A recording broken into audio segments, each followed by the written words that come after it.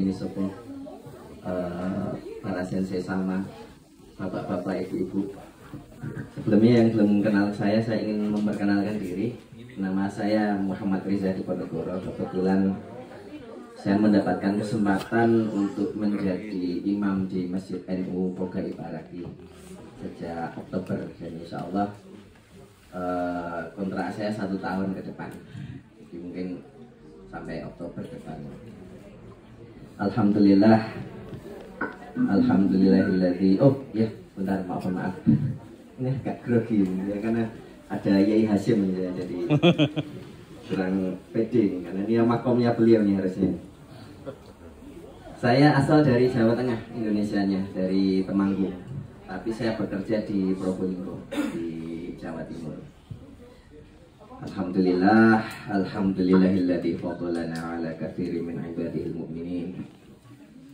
Mari kita haturkan puji syukur kepada Allah yang sudah memberikan kita fadl atau kelebihan daripada umat Islam yang lain, dengan kita bisa berkumpul di sini membina masjid di bulan Rajab, bulan penuh barokah. Karena biasanya seperti yang Abah Hasyim tadi tuturkan, kalau banyakkan para kiai itu mengasaskan sesuatu itu di bulan Rajab karena keberkahannya bulan Rajab. Dan alhamdulillah deadline tadi itu pas juga di bulan Rajab.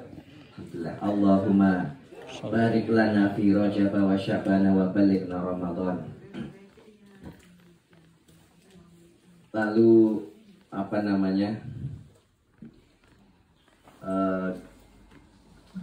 karena keutamaan ini juga, insya Allah ini masjid NU nih, Yai. Ini masjid di MBC NU pertama. Alhamdulillah. Rasa sekali keberkahannya, rohnya Kanjeng Nabi itu ada di sini, insya Allah. Amin. Barokah sekali. Apa namanya? Buktinya kalau kita ada barokah, jenengan sakit mangkat bredek Bali warak, tahu artinya? Amin.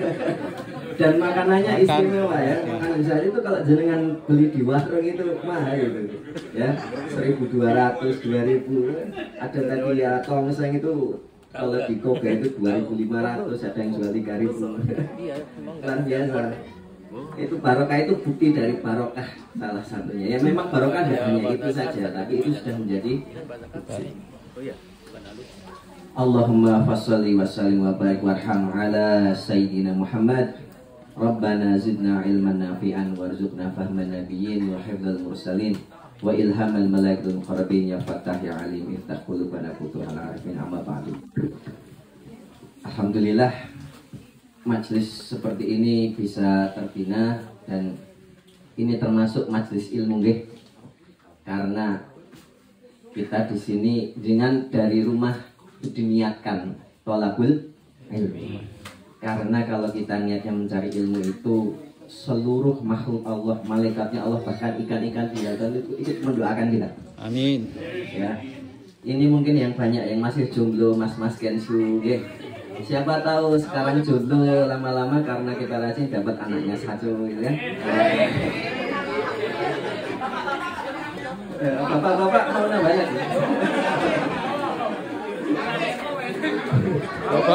Bapak-bapak haram aminnya.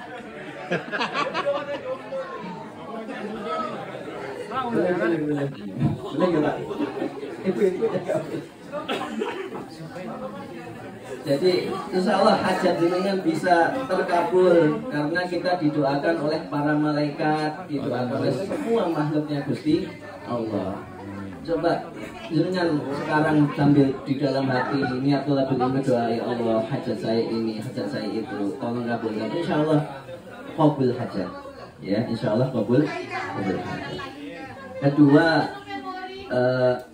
kita di sini ini juga menjadi ajang silaturahmi.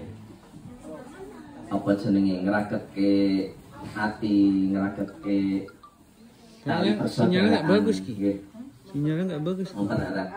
Jadi saya jadi ingat salah satu hadis qudsi. Hadis qudsi itu hadis tapi lafadznya dari Kanjeng Nabi, tapi itu wahyu dari Allah. Tapi bukan Al-Quran, itu namanya hadis qudsi. Wahyu dari Allah, tapi lafalnya dari Kanjeng Nabi. Yang kurang lebih matanya seperti ini. Anna rahimu khalaqtur rahimah wa syaqaqtu lahu isman min ismi faman wasalaha faqad wasalani wa man qata'aha faqad qata'ani. Jadi tujuan kita beribadah ngumaulo atau sadar bahwasanya kita ini hamba Allah, dengan kesadaran kita menjadi hamba Allah itu kita beribadah, menghambakan diri kepada Allah, itu tujuannya adalah supaya kita bisa nyambung atau usul kepada Allah. Nah, cara paling mudah untuk bisa kita nyambung kepada Gusti Allah itu adalah salah satunya dengan silaturahim. Kita sambung saudara ketemu di jalan, kita merasa satu ya kita ini kan kadang tidak terikat darah, tapi bisa jadi saudara. Insya Allah itu memudahkan usul kita kepada Gusti Allah. Tapi kalau bedanya kalau memutuskan, nah itu kadang ada suatu hal-hal intrik-intrik politik atau konflik sosial, hati-hati, kita bisa tambah jauh dari Gusti Allah. Kalau pengen dekat kepada Gusti Allah, banyak selalu, maka kita diajarkan khususnya di kalangan umat Islam di Indonesia itu bertawasul, ngirim Fatihah. Itu salah satu cara yang paling mudah kita untuk silaturahim, baik dekat maupun jauh. Ada lagi cara silaturahim yang paling mudah kita kepada Kanjeng Nabi, yaitu dengan apa? Membaca sholawat. Coba sekarang, kira-kira kita dapat rezeki, punya keleluasaan dalam hidup, segala dalam kehidupan lancar, apapun yang kita dapat itu kira-kira dari sifat apanya Gusti Allah? Rahman dan Rahim, kasih dan sayang. Kita kadang agak sombong nih, aku ini kan bisa kayak gini karena aku usaha, karena aku gandate kalau bahasanya sini ya. Itu semua dari saya. Kita terlalu sombong, padahal itu adalah kasih sayang Gusti Allah. Semua yang kita dapat itu kalau kita rasionalkan itu sebenarnya dari kasihnya Gusti Allah. Ar-Rahman dan Rahimnya kan Gusti Allah. Nah, salah satu cara paling mudah untuk mendapatkan rahmahnya Gusti Allah itu, kasih dan sayang Gusti Allah itu dengan membaca sholawat. Baca sholawat. Sholawat itu adalah amalan yang paling gampang, karena jenengan kalau sholat doa itu sebenarnya harus paham artinya dan harus hadir hatinya, benar-benar hadir hatinya. Maka kalau menurut saya ini mungkin ada yang agak kaget di rakaat terakhir, saya mungkin agak berlama-lama aja. Itu ajaran dari guru saya untuk ketika sholat itu benar-benar meresapi makna doanya dan menghadirkan hati. Karena kita mungkin waktunya terbatas, maka fokuskan di rakaat terakhir untuk benar-benar menghadirkan hati. Nah, sholawat ini enggak. Sholat ini tidak harus hadir hatinya, tidak harus dengan tahu artinya. Biduan itu kalau nyanyi sholawat itu sudah dapat segala fadilahnya atau keutamanya sholawat. Meskipun dangdutan dan lain-lain itu dulu sempat viral itu, yang palapang nyanyi sholawat itu yang kemudian diperdengarkan di mana-mana zaman saya masih kuliah kayaknya, tahun 2005-an. Itu karena itu cara paling mudah kita untuk mendapatkan rahmanya Gusti Allah. Kenapa? Sholawat itu sendiri artinya memohon rahmat takzim untuk Kanjeng Nabi. Kanjeng Nabi itu rahmahnya sudah full dari Gusti Allah. Maka kalau kita mohon rahmahnya, maka ada hadisnya. Siapa yang bersolawat kepadaku sekali, maka balik kepada dia 7 sampai 9 kali. Ada yang 10 kali. Hadis mengatakan seperti itu. Kita dapat luberan rahmahnya Gusti Allah dari baca sholawat. Maka kita baca maulid, barzanji, dibai dan lain-lain itu banyak sholawatnya. Itu juga bisa menjadi wasilah kita untuk dekat dengan Kanjeng.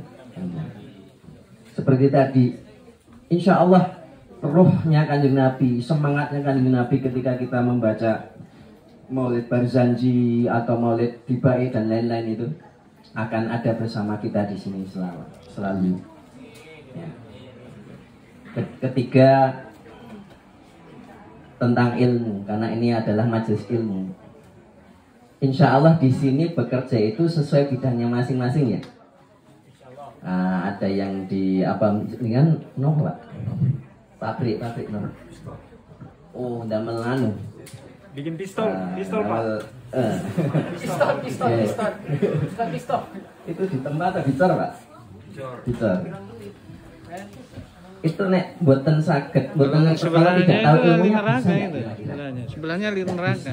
Soalnya dan yang lain-lain timah. semuanya pakai ilmu. Ada perkataan ulama itu man aradat dunya fa'alaihi bil ilmi wa man aradal akhirah fa'alaihi bil ilmi. Kita pengen akhirat, kita pengen tahu cara sholat dan benar syarat rukunnya apa, itu pakai ilmu. Kita mau dunia juga pakai ilmu.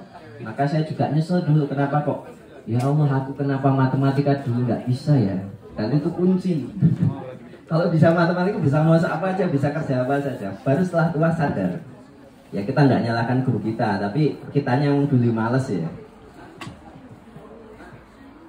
Ya itu apa namanya? Jadi kadang ketika kita apa namanya hidup di dunia ini kan sering ada dinamikanya ya, naik turun dan konflik sosial itu pasti. Dimana di setiap di dunia kerja itu pasti ada saja yang nggak suka sama kita. Di lapangan yang kita tempuhin pasti ada saja yang nggak suka sama kita. Itu nggak masalah. Dengan kalau bisa rela, bisa ikhlas, itu pasti Allah tempatkan pada tempatnya kalau memang jenengan kita semua punya ilmunya. Ini saya nggak bersaya-saya tapi saya cerita pengalaman saya pribadi. Saya itu memutuskan untuk apa istilahnya ya, kembali ke jadi dalam tanda kutip jadi santri lagi itu sekitar tahun 2010-2011. Saya dulu sempat hidup di jalan lah, apa namanya, ya sama preman parkir di Semarang itu. Saya alumni Untumu, Universitas Tugu Muda Semarang. Di jalan, alumni jalanan. Lalu wah kok kayak gini terus ya, padahal saya dulu pernah mondok aku pernah mondok kok kayak gini ya. Yang soal yang dunia itu saya tahulah seluk-beluknya.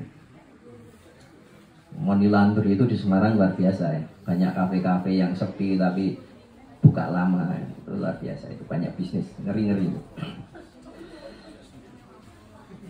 Pemalsuan dokumen dan lain-lain itu saya sempat di dunia itu. Lalu oke lah, saya kembali ke jalurnya saya. Saya milihnya di pendidikan, jadi guru dari pesantren ke pesantren. Kebetulan di setiap tempat saya kerja itu ada saja yang nggak suka sama saya. Ya disingkirkan. Biasa itu. Mungkin jenengan juga merasakan itu, dijegal ya. Dijegal di sikut teman. Tapi kata Allah apa? Kalau ada yang ingin apa namanya itu ayatnya, A'udzubillahi minasyaitonirrajim. Wa idza qila lakum tafassahu fil majalisi fafsahu yafsahillahu lakum wa idza qila syuzu fanshuzu yarfa'illahu alladhina amanu minkum walladhina utul ilma darajat. Kalau kamu disuruh nyingkir dari posisimu, ya, tafassahu fil majalis, kadang kan ada panggung. Ada orang datang, udah kamu nyingkir, kamu kan siapa-siapa, kamu ke sana. Ya udah dikasih aja. Idza qila lakum tafassahu fil majalis fafsahu yafsahillahu lakum. Nanti Allah akan kasih lagi, meluaskan lagi jalan untukmu. Mungkin panggungnya lebih bagus lagi. Wa idza qila syuzu fanshuzu. Kalau suruh nyingkir lah. Kenapa? Karena kalau kita ridho, maka yarfa'illahu alladhina amanu minkum walladhina utul ilma darajat. Allah itu akan ngangkat derajat orang yang apa namanya? Beriman dan berilmu. Jadi harus dua ini pas, iman sama ilmu. Jenengan percaya sama Gusti Allah, pasrah sama Gusti Allah, ya. Tapi juga tidak lelah untuk mencari ilmu. Ya kan kadang kita awal bekerja masih lambat, masih dibully, ya kan. Pasti itu lambat, dibilang bodoh lah apa gitu kan, biasa itu. Tapi kalau kita temen nyari ilmu dari situ, niat nyari ilmu dan kita tetap beriman, insya Allah derajat kita akan diangkat. Apalagi kalau sampai dijegal, wah pasti nanti akan dapat tempat yang lebih baik. Saya merasakan itu, kerja dari sini, nggak lama dijegal, ada kerjaan baru, nggak sampai lama. Termasuk saya bisa ke pusat, ke Jakarta, terus bisa sampai diutus ke waktu itu ke Korea tapi nggak jadi, terus jadinya ke Taiwan, terus dari barokahnya Taiwan itu saya bisa sampai ke sini. Itu juga saya yakin itu barokah dari saya. Ini bukan saya tapi cerita nih ya, cerita. Bukan saya, ini karena saya enggak. Bahwasanya janji Allah itu benar. Orang kalau tahu, punya pengetahuan dan dia itu pasrah, Allah pasti kasih juga nanti jenengan dalam kehidupan sehari-hari menghadapi hukum-hukum sosial yang seperti itu. Namanya kita sesama manusia itu pasti ada persaingan ya. Kan separuhnya kita itu kan hewan. Pasti kita ada namanya bagaimana cara bertahan. Cuman kan kita orang beragama kan punya adab bertahannya bagaimana dengan cara yang baik. Kalau saya lihat di Indonesia itu banyak orang mudah sukses itu rata-rata karena memang jalur-jalur yang nggak baik ya. Orang dalam lah, terus curang lah, dan lain-lain banyak itu, nyuap. Tapi insya Allah kalau kita istiqomah di jalan baik, rezeki kita juga akan bersih, halal. Masa kita mau ngasih makan anak kita nanti jadi daging itu, ya? Kasih anak makan harta yang kurang bersih. Jadi ini sebagai renungan bahwasanya orang itu kalau disingkirkan dalam kehidupan sosial sehari-hari itu biasa. Tapi kalau dia yang punya ilmu, insya Allah Allah akan memberikan tempat yang baik. Nah itu makanya majelis ilmu apapun itu, meskipun itu ilmu yang bukan agama, saya diajari guru saya itu, jangan kamu nganggap yang dianggap guru itu kiai netok. Tapi itu gurumu dari TK, bahkan ibumu sendiri, siapa yang ngajari ilmu kamu dari sejak terus sampai sekarang, anggap gurumu. Kalau bisa pas lebaran dikunjungi, kalau bisa. Kalau nggak bisa, kirim Fatihah. Maka ada dalam tawasul wa ustadina wa asatidatina wa asatidati asatidatina wa masyayikhina. Nah itu karena manusia itu kan lahir nggak langsung pinter. Ada nggak manusia lahir langsung bisa jalan? Nggak ada. Kuda bisa, ya langsung berdiri jalan. Nggak, manusia itu makhluk sosial, butuh bantuan orang lain. Kita bisa punya ilmu juga lantaran kalau orang tua kita nggak bisa ngajari ya dititipkan ke guru, ya kan? Maka guru itu jadi seperti orang tua kedua. Tapi orang tua Indonesia zaman sekarang yang lucu, nitipkan anak ke orang lain karena nggak bisa ngajar, anaknya diajar malah protes, dilaporkan ke polisi. Waduh, repot juga ini. Tapi ini aman ya? Kalau nggak bising. Aman. Polisi Jepang ini luar biasa ya, nggak harus viral dulu ya. Bahkan tetangga lapor, itu di sana ada keramaian, langsung datangi gitu aja. Kalau kita harus viral dulu. Makanya gendut-gendut polisinya nggak pernah gerak. Gordon biar nggak nambah. Ya semoga negara kita jadi lebih baik lagi ya ke depannya. Ini bapak-bapak yang sudah sepuh-sepuh sampun nih, ada pengen selamanya di sini atau gimana Pak? Atau nanti ada harapan pengen pulang lagi? Kalau orang sana nggak apa-apa di sana Pak.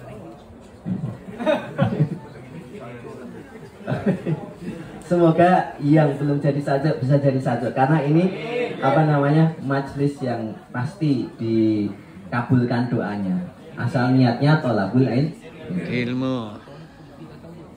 Demikian, semoga bermanfaat. Saya tidak bisa berlama-lama, kalau biasa jangan dibandingkan dengan beliau ya. Saya masih tidak ada apa-apanya. Luar biasa, saya melihat profil Pak Hashim ini luar biasa. Semoga nanti bisa lagi bersama kita di darat ya. Amin.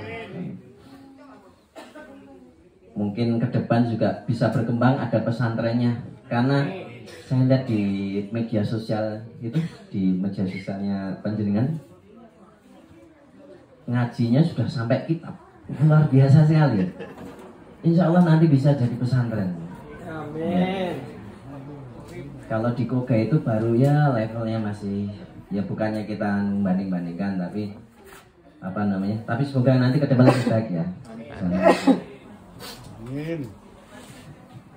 Ya, semoga bermanfaat. Saya mohon maaf, komen nasai kalau ada hal yang kurang atau kurang berkenan, atau mungkin pembawaan dan suara saya yang fals ini kurang bagi. Demikian konban wa oyasuminasai, sekian dan selesai. Allahul muwaffiq ila aqwamit thoriq. Assalamualaikum warahmatullahi wabarakatuh. Waalaikumsalam warahmatullahi wabarakatuh.